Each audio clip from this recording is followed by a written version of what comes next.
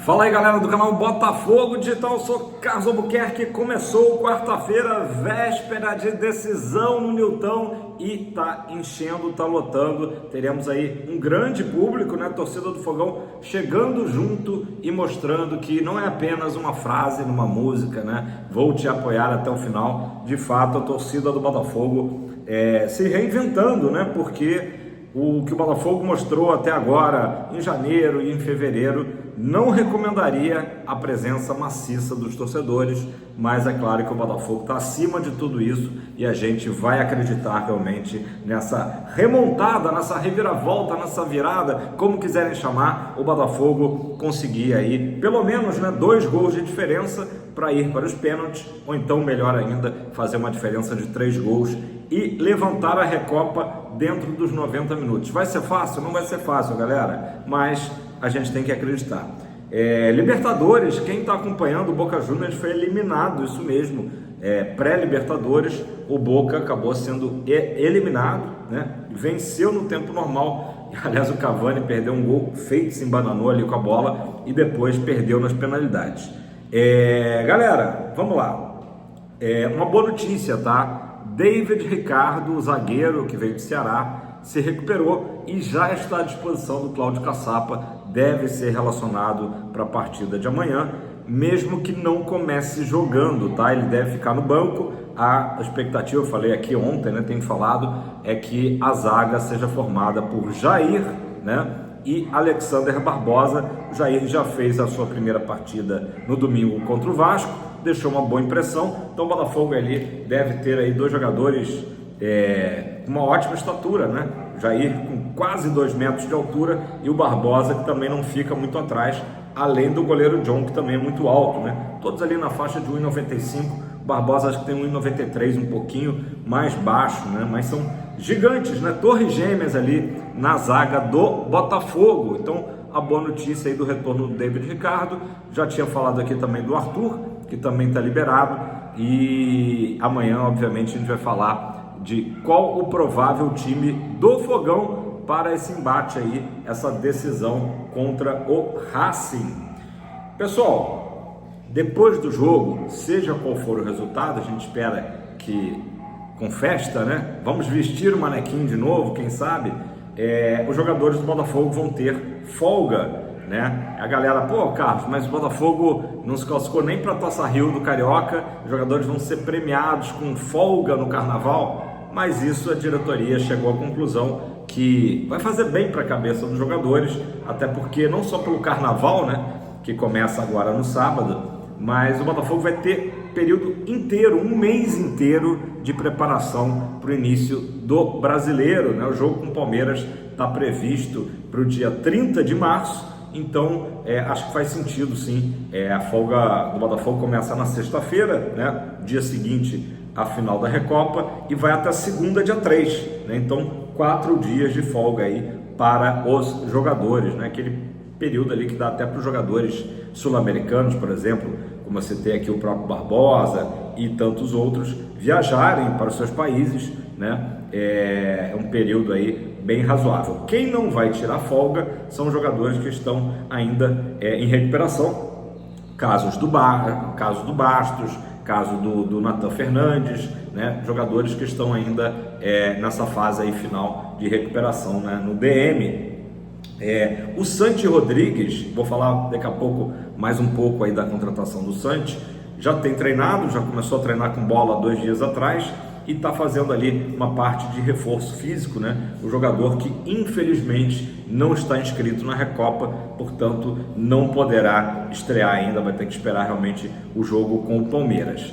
Outro detalhe interessante, a diretoria do Botafogo está prevendo 3 amistosos nesse período de 30 dias, né? Justamente para não ficar aquela coisa enfadonha, né? Só de treinamento, só de pré-temporada. Então, pelo menos 3 amistosos o Botafogo deve jogar. Até anotei aqui, né? Caso o Botafogo siga, né? Isso não é informação, é só um palpite. Siga o protocolo de jogar aos domingos, já que o jogo do dia 30 com o Palmeiras também é num domingo, então o Botafogo jogaria no dia 9 de março, no dia 16 de março e depois no dia 23 de março, se for intercalar certinho aí uma semana, vamos ver ainda a programação. O Botafogo naturalmente está fazendo contatos, né? O Cruzeiro é a primeira equipe que me veio à cabeça, porque também está eliminado lá no Campeonato Mineiro, mas com quem que o Botafogo pretende fazer esses jogos e manter a equipe na ativa, né? Por enquanto com Cláudio Caçapa, botei na thumb, o Textor está chegando no Rio de Janeiro entre hoje e amanhã, e eu realmente acredito, né? Eu sei que eu tenho falado aí nos últimos finais de semana, esse final de semana é decisivo, esse é decisivo, e nunca acontece o chá revelação, né, do novo treinador, mas agora com a vinda do Textor, acho que fica muito nítido que o Textor nem se colocaria nessa posição de vir ao Rio de Janeiro se não tivesse algo já próximo de ser anunciado, né? O nome do Roberto Mantini ainda é o nome que está aí no páreo, né? Eu falei ontem do Tite, muita gente, né, reclamou, tem uma aversão ao nome do Tite, e o Roberto Mantini ainda é aquela coisa, é o desejo do John Textor, mas entre desejo e realidade tem uma diferença aí de 5 milhões de reais mensais, né? Cerca de 5 milhões de reais entre salários, luvas e outras cositas más. Então, o nome dos outros prováveis treinadores, né, estão sendo mantidos em sigilo, então é por isso que o pessoal tem brincado, né? Roberto Mantini ou um técnico misterioso, né? Eu já começo a apostar no técnico misterioso, porque se fosse para fechar com o Mantini, talvez o Textor já tivesse fechado.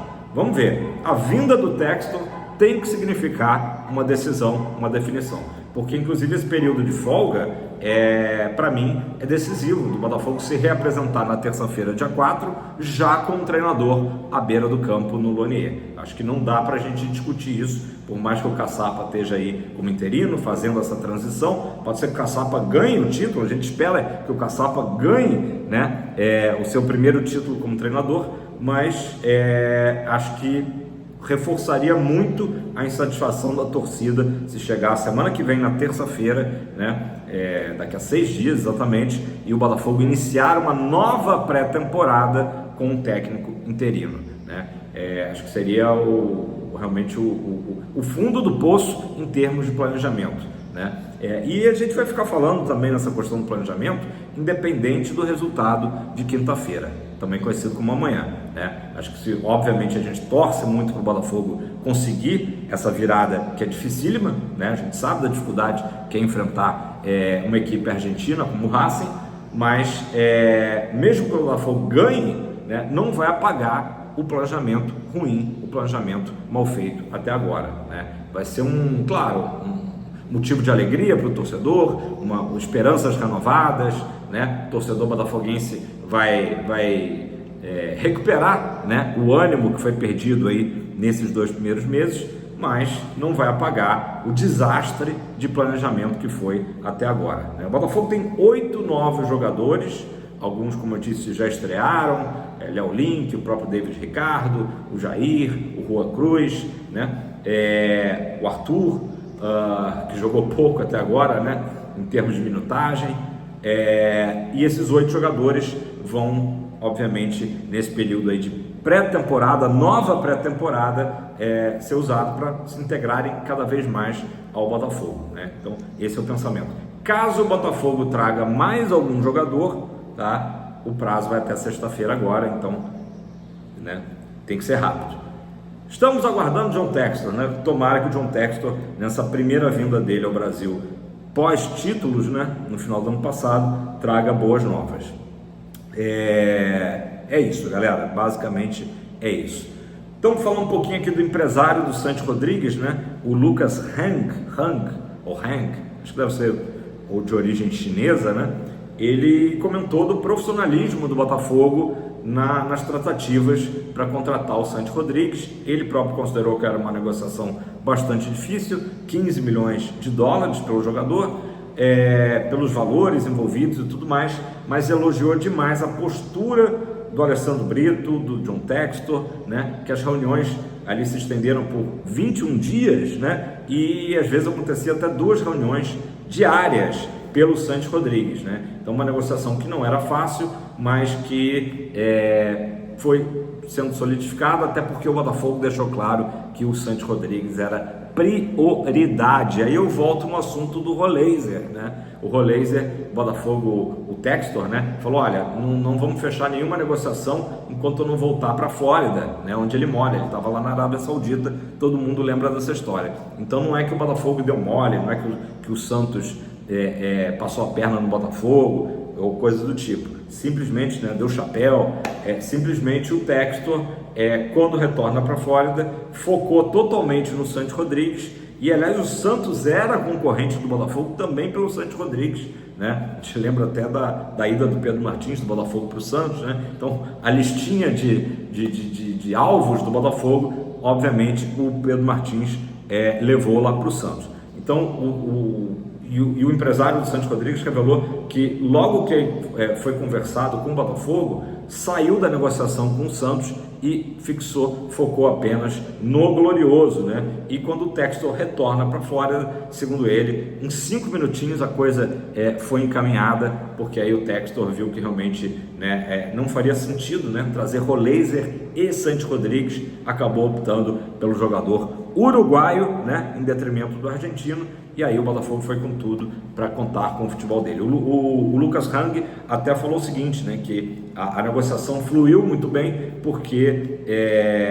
o jogador ficou muito interessado pelo Botafogo, pelo projeto Botafogo, e em contrapartida, obviamente, o Botafogo muito interessado e focado num jogador de qualidade inquestionável, fecha aspas, né? Então a expectativa é muito grande. Internamente, os scouts do Botafogo vê o Santos Rodrigues como um jogador que ali é um meio termo entre o Almada e o Savarino, falando de estilo de jogo, de posicionamento, né? Já falei aqui, repetindo, né? Porque a gente tem uma audiência rotativa. O Santos Rodrigues é um ponta, né? Um ponta esquerda que também trafega muito bem pelo meio, cai muito bem pelo meio. Então, naturalmente, será o nosso camisa 23, substituindo aí, pegando a camisa que era do Thiago Almada.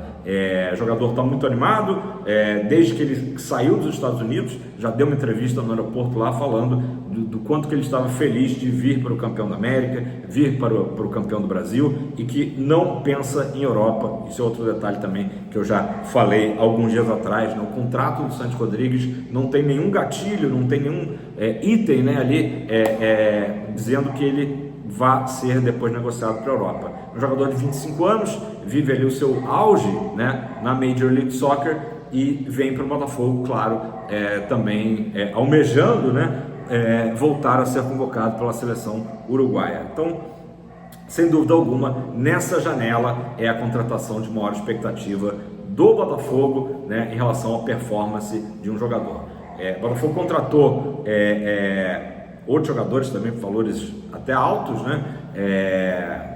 O caso do Arthur, do próprio Juan Cruz, mas o Santos Rodrigues aí foi a cereja do bolo, quarta contratação mais cara do Botafogo na história. Ontem o zagueiro Jair foi apresentado, deixou claro desde o início de que desde o meio do ano passado, quando teve primeiro interesse do Botafogo e o Santos não quis nem iniciar negociações, que ele queria vir para o Botafogo. Então ele deu um cala-boca ali naquelas notícias que foram surgindo, né, de que ele não queria vir para o Botafogo. Ele falou que queria vir, né, citou até o fato de ele se chamar Jair, como o pai dele, em homenagem ao furacão Jairzinho, furacão da Copa de 70, né? E já o Nathan Fernandes falou também que, como referências, né, o Garrincha, que ele chegou até a postar nas suas redes sociais, e também o próprio Jairzinho também como uma grande referência, e falando que o estilo dele, Nathan, é de jogador que o tempo todo parte para cima, um contra um, é o que o Botafogo precisa, não é uma pena o Nathan não estar disponível